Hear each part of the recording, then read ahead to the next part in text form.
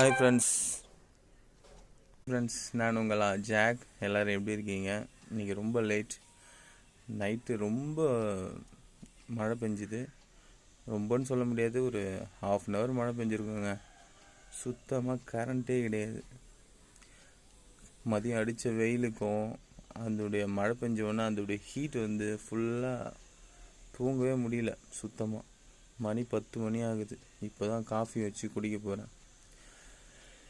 கடையே இப்போ தான் திறந்தேன். ஒரு 9 o'clock தான் கடை திறந்துருக்கேன். அந்த அளவுக்கு ரொம்பவும் இன்றைக்கி எல்லாமே லேட்டு. இன்றைக்கி நாள் எப்படி போகும்னு தெரியலங்க. ஆனால் கிராமத்தை மட்டும் ஏன் இப்படி ரொம்ப சோதிக்கிறாங்கன்னு தெரியல. ஒரு மழை பெய்யக்கூடாது, இடி இடிக்கூடாது, கரண்ட் ஆஃப் பண்ணிடுறாங்க. அதுக்கப்புறம் கரண்ட்டே வர மாட்டேங்குது. அதுக்கப்புறம் ஒரு 3 மணி நேரம் 5 மணி நேரம் வாழ்க்கையே போருங்க. சிட்டியில் இருந்தாவே போதுன்ற அளவுக்கு இருக்குது.